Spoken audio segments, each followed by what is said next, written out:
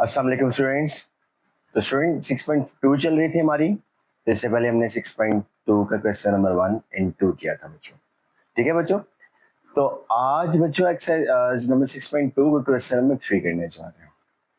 और question number 3 में क्या है वो देख लेते हैं। ठीक है बच्चों। वो कह रहा है considering the adjoining triangle ABC, एक ABC ट्रायंगल दी हुई है, उसमें वेरीफाई करो कि sin थीटा और cosecant theta is equal to 1 होता है। ये तो हमें पता है, ये एक दूसरे के इनवर्स है, ट्रिग्नोमेट्रिक रेशियोज में हमने पढ़ा था, लेकिन अब हमने बच्चों प्रूफ करना है। तो बच्चों इसको प्रूफ करने के लिए इसकी वैल्यूज पुट करनी पड़ेंगी। इसकी वैल्यूज के हमारे पास चीजें होनी चाहिए। अब उसकी वैल्यूज की क्या हमारे पास रिक्वायरमेंट्स है वो देख लेते हैं बच्चों। ठीक है। तो बच्चों यहाँ पे देखो, एक ट्राइंगल बनी हुई है, एक एंगल बना हुआ है। अब मैंने आपको पहले बताया था, जो तिरछी लाइन होती है, यानी जो मतलब टेढ़ी लाइन होती है, हाइपोटेनस होता है, और हाइपोटेनस जिसके साथ एंगल बनाता है वो हो जाती है बेस, और एक जो स्ट्रेट लाइन बचती है वो हो जाता है परपेंडिकुलर। ठीक है बच्चों। अब यहाँ पे क्योंकि वन प्रूफ करना है तो ये लेफ्ट हैंड साइड हम इसकी ले लेते हैं। तो लेफ्ट हैंड साइड बच्चों क्या, साइन थीटा और कॉस थीटा। ठीक है बच्चों। अब यहाँ पे बच्चों एक बात हमें पता होनी चाहिए, साइन थीटा किसके इक्वल होता है बच्चों? साइन थीटा इक्वल होता है परपेंडिकुलर PH ना, परपेंडिकुलर ओवर हाइपोटेनियस के। ठीक है। तो यहाँ पे उसकी वैल्यू क्या हो जाएगी? परपेंडिकुलर की वैल्यू बच्चों हो जाएगी 3 और हाइपोटेनियस की वैल्यू हो जाएगी 5। इसी तरह बच्चों जो कोसिकेंड है, यहाँ पे कोसिकेंड, चलो मैं इसको सही कर देता हूँ। Cosecant theta is equal to बच्चा होता है हाइपोटेनियस ओवर परपेंडिकुलर के। तो बच्चों हाइपोटेनियस की वैल्यू कितनी है? 5 और परपेंडिकुलर की वैल्यू कितनी है? 3। तो पहले मैं यहाँ पे कोस की जगह कोसिकेंड लिख देता हूँ। यहाँ पे क्या है? Cosecant theta. ठीक है। तो साइन थीटा की वैल्यू बच्चों कितनी आ गई? 3/5 और कोसिकेंड की वैल्यू क्या आ गई? 5/3। तो बच्चों कटिंग होगी, 5 से कट हो गया, 3 से कट हो गया, तो सिंपली 1 आंसर आ गया। और यही क्या है? Right hand side. और हमने इसको प्रूफ कर दिया। ठीक है बच्चों। तो बच्चों अगले पार्ट्स की तरफ चलते हैं।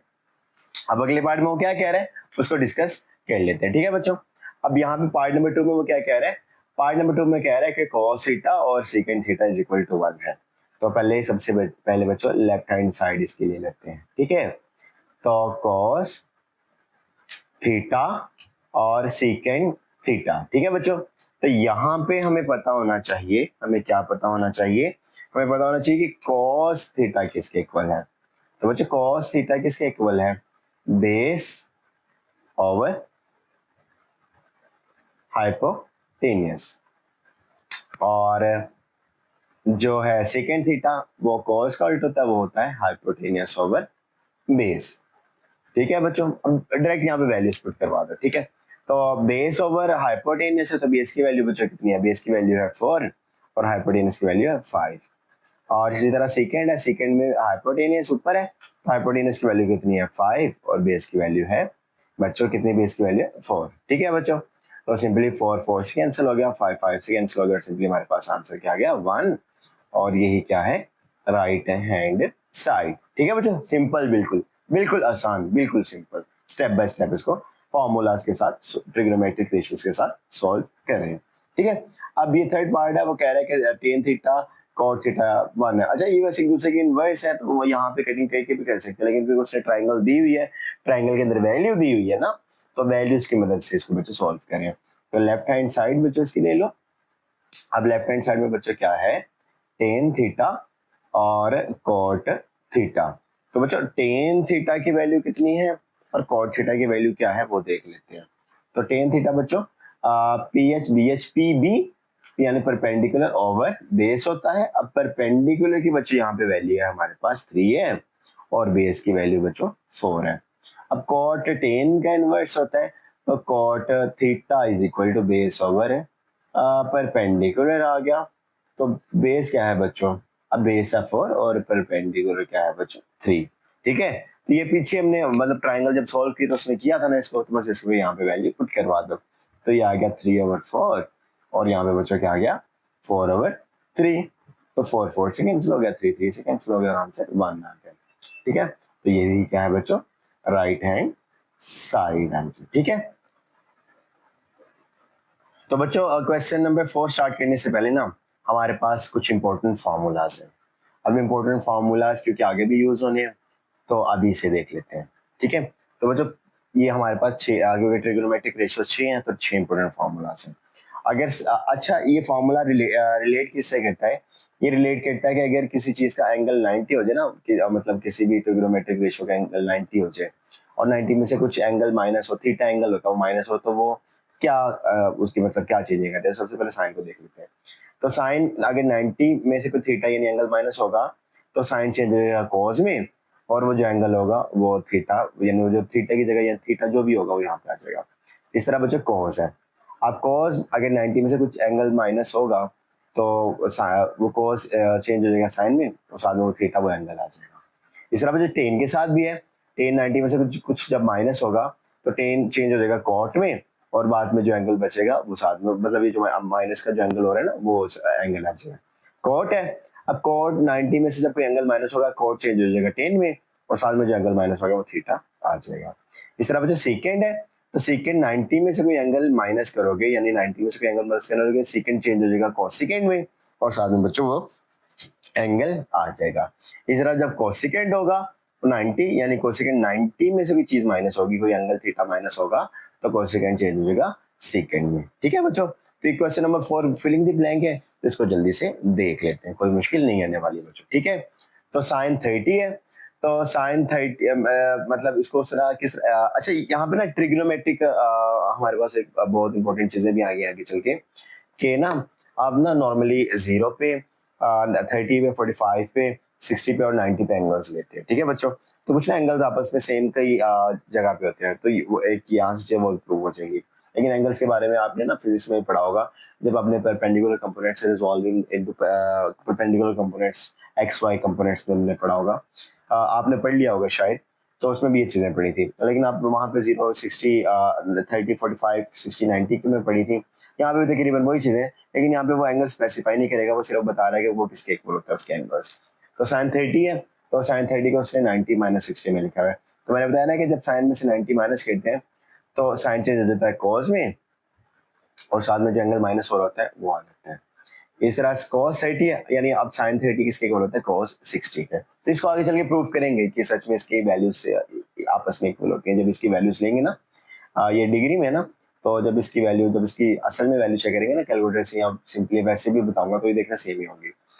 तो cos 30 है, cos 30 को उसने लिखा हुआ है cos 90 माइनस 60, तो cos चेंज हो जाता है साइन में, और 60 एज इट इज मैंने जो एंगल माइनस हो रहा था वो एंगल आगे आ जाता है। इस तरह tan 30 है, tan 30 को लिखा हुआ है tan 90 माइनस 60। तो tan क्योंकि tan 90 है तो 90 में पता है ना जब माइनस करते हैं tan को 90 मतलब किसी एंगल के साथ, तो tan चेंज हो जाता है cot में और साथ में 60 डिग्री आ जाता है। अब देखो दोबारा tan यहाँ पे 90 है लेकिन अब 30 डिग्री यानी tan 60 डिग्री, यानी tan 30 cot 60 के बराबर है। इस तरह tan 60 है तो यहाँ पे आ जाएगा tan चेंज हो जाएगा cot में क्योंकि 90 में से माइनस हो रहा है, और 30 की जगह क्या हो जाएगा ऐसी चीज आ जाएगी। ठीक है बच्चों, अब साइन है यानी tan 60 किसके इक्वल है cot 30 डिग्री के। तो ये फॉर्मूला है, पीछे हमने मैं जैसे आपको फॉर्मूला भी बताया है, फॉर्मूला की मदद से सॉल्व कर रहा हूँ सॉल्व। ठीक है, तो बस फिलिंग द ब्लैंक आपने या फॉर्मूला याद रख लिया है कि एंगल बस चेंज होना जब 90 में से किसी चीज को माइनस करोगे तो वो जो ट्रिग्नोमेट्रिक रेशियो है ना वो चेंज हो जाती है, और साथ में एंड पे जो एंगल बचता हुआ आ जाता है। तो साइन चेंज हो जाएगा अब यहाँ पे cos में, और यहाँ पे 30 डिग्री आ गया, यानी साइन 60 cos 30 के इक्वल होता है। इस तरह cos है 90 में से माइनस हो रहा है तो यहाँ पे cos 90 यानी साइन हो जाएगा cos, और यहाँ पे 30 डिग्री आ जाएगा। इस तरह साइन 90 में से 45 माइनस हो रहा है तो साइन चेंज होकर cos हो जाएगा, और 45 डिग्री एज इट इज आ जाएगा, यानी cos 45 और sin 45 आपस में इक्वल होते हैं। ये एंगल्स में आगे चल के प्रूव भी करेंगे। ठीक है, और बाकी चीजें भी आपस में इक्वल होती हैं, ये भी आगे चल के प्रूव करेंगे जब हमारे पास इसकी वैल्यूज को मतलब जरूरत होगी ना, तो वहाँ पे देखना यहाँ पे चीजें हमारे लिए आसान हो जाएंगी। तो tan 45 है बच्चों, तो tan 45 को लिखा हुआ है tan 90 माइनस 45, तो मतलब 45 को देखो तोड़ के 90 माइनस 45 45 होता है। तो tan को जब 90 में से माइनस करोगे वो कितना हो जाएगा cot हो जाएगा, और साथ में 45 डिग्री आ जाएगा। इस तरह cot है, cot को जब चेंज करते हो 90 मतलब से माइनस करते हो तो cot चेंज हो जाता है tan में, और tan में चेंज होने के बाद जो एंगल बचता है यानी जो एंगल माइनस हो रहा है वो 45 डिग्री एंगल आ जाता है। ठीक है बच्चों, तो सिंपल ये क्वेश्चन नंबर 4 में हमने फिलिंग द ब्लैंक सॉल्व की।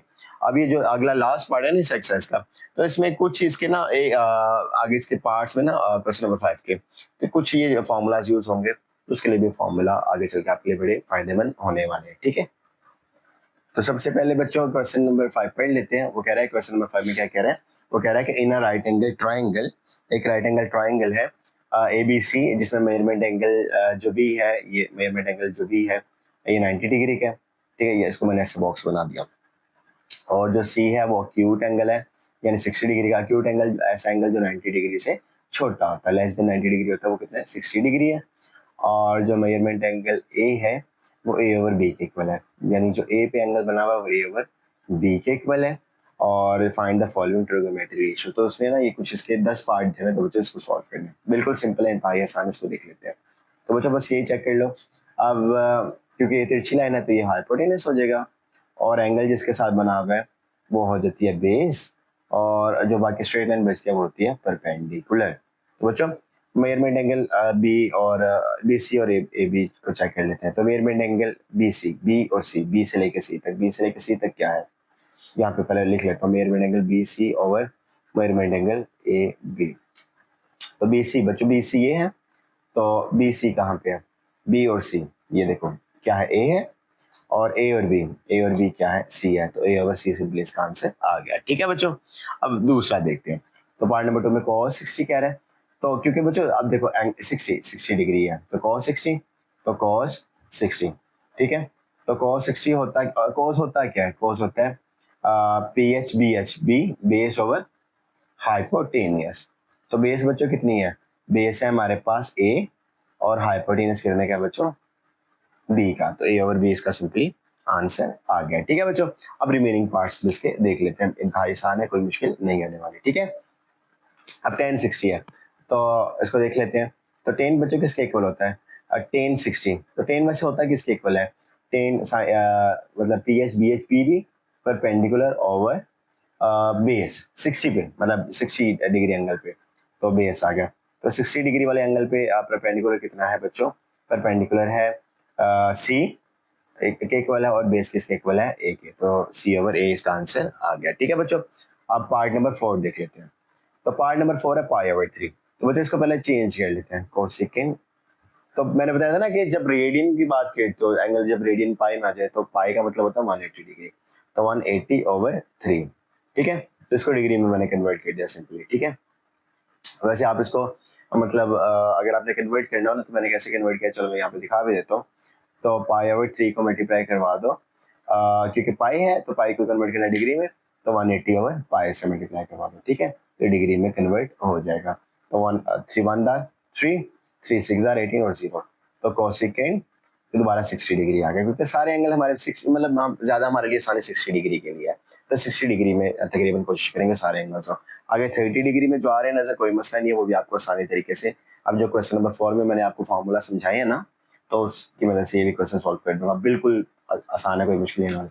कोसेकेंड 60 कोसेकेंड है, तो कोसेकेंड उल्ट किसका होता है, साइन का, तो साइन होता है परपेंडिकुलर और हाइपोटेनियस, हो जाएगा हाइपोटेनियस ओवर परपेंडिकुलर। तो बच्चों हाइपोटेनियस यहाँ पे कितनी है, 60 डिग्री वाले एंगल पे हाइपोटेनियस है बी, और परपेंडिकुलर कितना है बच्चों, सी, तो बी ओवर सी सिंपली इसका आंसर आ गया। कॉट है, तो कॉट उल्टा होता है 10 तो 10 ऊपर सॉल्व भी किया, लेकिन चलो यहाँ पे भी कॉट 60 डिग्री, तो बेस ऊपर आ जाएगा और परपेंडिकुलर नीचे आ जाएगा। तो बेस बच्चों कितना है, ए है, और परपेंडिकुलर कितना है, सी है, तो ए ओवर सी सिंपली इसका आंसर आ गया। तो बच्चों ये तो सिंपल थे, अब आगे होने वाले हैं थोड़े से मुश्किल। ठीक है, अब 30 डिग्री है, तो 30 डिग्री तो मैंने कहीं पे सॉल्व करने नहीं ना सीखा हुआ, क्योंकि 30 डिग्री हमारे पास अवेलेबल भी नहीं है, लेकिन मैंने एंगल की कन्वर्जन आपको अभी सिखाई थी पीछे। अब एंगल की कन्वर्जन अगर आपने अच्छे तरीके से देखी थी तो अभी वो यूज होने वाली है, अगर नहीं भी देखी कोई मसला नहीं है, यहाँ पे आपको साथ साथ करवाऊंगा। ठीक है, तो बच्चा साइन 30 डिग्री है, तो साइन 30 डिग्री को बच्चों में किस तरह लिख सकता हूँ, याद है ना कि साइन को 90 डिग्री में से 30 डिग्री माइनस कर लो। ये कैसे मैंने किया, मैं आपको करके दिखाता हूँ। एक फॉर्मूला आपको याद है ना, पीछे हमने साइन का किया था कि साइन अगर मतलब अगर आ जाए 30 डिग्री आ जाए, तो चलो मैं 30 डिग्री लिख लेता हूँ। तो साइन चलो 30 डिग्री लिख लो, तो क्या करोगे, 90 में से क्या करोगे, 90 में से जब कितना माइनस करोगे कि 30 दोबारा बने। अच्छा यहाँ पे मैंने आधी चीज तो छोड़ी थी, तो चलो इसको मैं ना कैसे करूँ, चलो इसको मैं दोबारा करके दिखाता हूँ आपको, क्योंकि मैंने वहां पे साइन नहीं लिखा।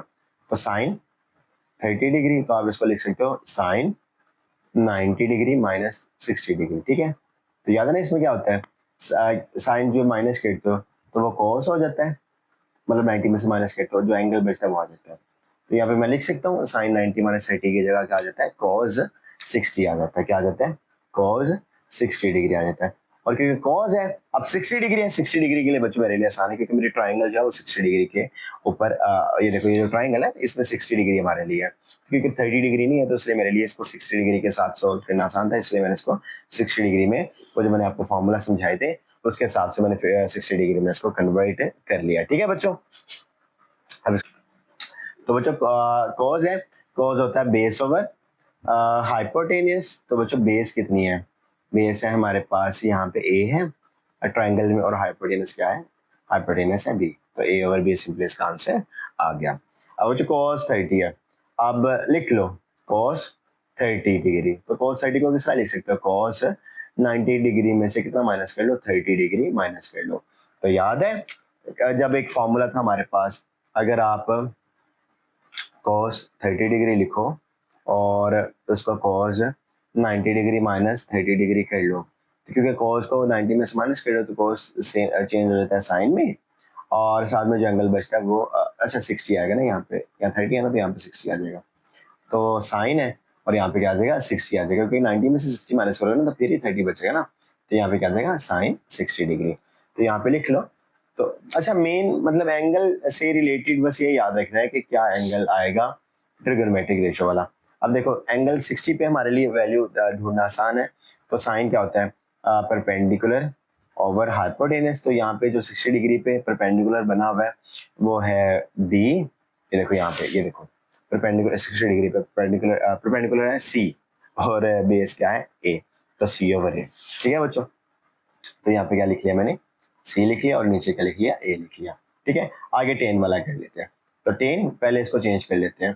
तो टेन है पाई ओवर 6 है, तो इसको मल्टीप्लाई कर लो 180 ओवर पाई से, ताकि आप इसको किस में कन्वर्ट कर दो, डिग्री में। तो पाई पाई से चला गया, 6 1 6 6 3 18 और 0, तो टेन 30 डिग्री आ गया। तो याद है ना टेन 30 डिग्री को किस तरह लिख सकते हैं, उसको लिख सकते हैं टेन 90 डिग्री माइनस 60 डिग्री। तो याद है टेन 90 को 60 लाइक किस तरह कहते हैं, तो मैं आपको क्या यहाँ पे एक फॉर्मूला याद है ना, टेन 30 डिग्री अगर हो यानी टेन 90 में से 60 माइनस कर सकते हो, और टेन चेंज हो जाता है कॉट में, और साथ में 60 डिग्री, यानी जो एंगल जिसमें से माइनस कर रहे होते हैं 90 में से वो एंगल आ जाता है, तो कॉट आ गया 60 डिग्री।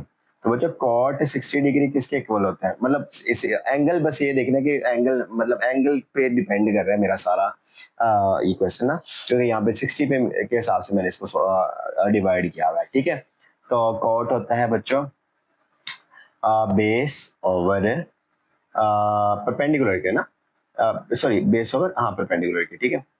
यहाँ पे देखो यहाँ पे भी क्या है, बेस ओवर परपेंडिकुलर के, तो बेस यहाँ पे बच्चों, अब ये हुआ होगा ऑब्वियसली पहले, तो अब देखो ये दोनों सेम ही है, तो ए ओवर सी आ जाएगा, ठीक है। तो ये भी सिंपली क्या आ गया, ए ओवर सी आ गया, क्योंकि अब देखो अब एंगल मैंने सेम कर दिया इसका।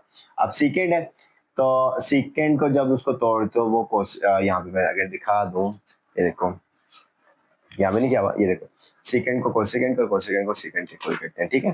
तो मैं यहाँ पे करते हैं, ठीक है बच्चों। तो पहले इसको देख लेते हैं, तो ये आ गया सेकंड कितना आ गया, 30 डिग्री आ गया।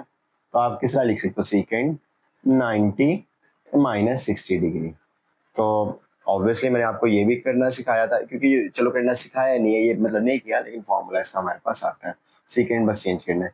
तो second 30 degree is equal to second 90 degree minus 60 degree.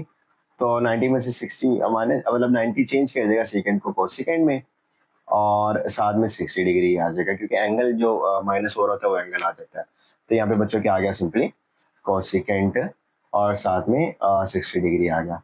तो कोसेकंड किसके इक्वल होता है, कोसेकंड साइन का उल्टा होता है, तो साइन होता है परपेंडिकुलर और हाइपोटेनियस, तो हाइपोटेनियस ओवर परपेंडिकुलर आ गया।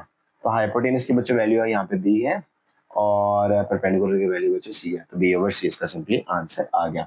लास्ट है कॉट। तो कॉट अभी यहाँ पे किया है लेकिन वो 60 पे नहीं किया, वो लाइक 10 के हिसाब से किया है, ये वाला इसके हिसाब से इसका आंसर आएगा। लेकिन मैं कैसे आएगा वो मैं आपको प्रूफ करके देता हूँ, ठीक है। तो आप लिख लो कॉट 30 डिग्री, तो इसको चेंज कर लो कॉट 90 में से अगर 60 माइनस करो तो 30 डिग्री बनता है ना। तो एक फॉर्मूला यहाँ पे ये भी आपको करवा देता हूँ, याद है ना फॉर्मूला कि कॉट 30 डिग्री को जब आप कॉट 90 डिग्री माइनस 60 डिग्री के इक्वल लिखते हो तो आपके पास सिंपली आ जाता है कॉट चेंज हो जाता है टेन में और साथ में जो एंगल माइनस हो रहा था वो एंगल आ जाता है, तो टेन 60 देखो ये बन गया। तो बस इसका आंसर लिख लेते हैं, तो हमारे पास आ गया टेन 60 डिग्री, क्योंकि इस एंगल हमारे पास 60 है ना बच्चों ना, 30 नहीं ना है, तो 30 के लिए हमारे लिए सॉल्व करना मुश्किल है, तो 60 के लिए इसके लिए बार बार मैं इसको कन्वर्जन करवा रहा हूँ। तो 60 डिग्री टेन 60 डिग्री तो टेन होता है वैसे इसके इक्वल है परपेंडिकुलर ओवर बेस के। तो परपेंडिकुलर बच्चों क्या है यहाँ पे सेम है ना, तो आ गया सी और ओवर ए आ गया, ठीक है बच्चों। तो ये सिंपल हमारे पास क्वेश्चंस थे, ठीक है बच्चों। तो अगले लेक्चर में 6.3 स्टार्ट करेंगे, तो वो भी काफी इंटरेस्टिंग होने वाला है। तो बच्चों मैंने कहा था कि क्योंकि हमने ये छोटी छोटी चीजें सीख ली हैं तो आगे हमारे लिए बड़े इंटरेस्टिंग, और जैसे मैंने आपको कहा था पाइथागोरस थ्योरम और आपने वो अगर चीजें सोच रहे होगे कि वो अभी तक मैंने क्यों नहीं करवाई, तो आगे हम वो चीजें भी डिस्कवर करेंगे और उसके बारे में डिटेल में समझेंगे। तो अगर आज का लेक्चर इन्फॉर्मेटिव रहा तो अपने दोस्तों के साथ जरूर शेयर करें, और अगर अभी तक आपने हमारा चैनल सब्सक्राइब नहीं किया तो हमारे चैनल को सब्सक्राइब कर लें। बहुत शुक्रिया।